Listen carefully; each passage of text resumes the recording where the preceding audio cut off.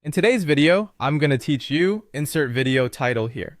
We're going to design a clean button in Figma, turn it into a component with a hover state, and then preview the interaction in prototype mode. I'll keep everything clear and simple so you can follow along without pausing. Start by selecting the text tool and clicking once on the canvas to place a text box. Drag the text box where you want it on the canvas, then type the word button or any label you prefer. On the right-hand panel, open the typography controls and increase the text size until it reads clearly at your intended scale. Larger sizes are easier to test in prototypes and make the hover effect more noticeable. Now right-click on this button label and choose Add Auto Layout. This wraps your text in a frame that behaves like a button container, making it easy to resize. Go ahead and resize the frame so it feels like a button with comfortable padding around the text.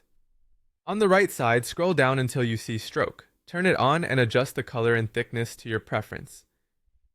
Then find corner radius and increase it to 30 to get a smooth rounded button shape.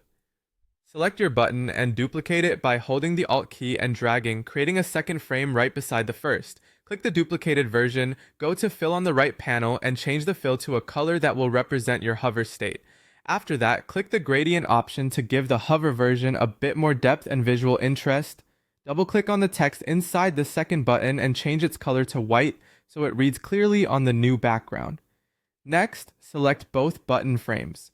In the right side drop-down near the top, choose Create Component Set. This groups them as variants so we can wire up interactions easily. Go to the top right corner and switch to the Prototype tab. Click on the first button variant and drag the blue connector to the second button. When the interaction settings pop up, set the trigger to while hovering. Under Animation, choose Smart Animate so the color and shape changes transition smoothly.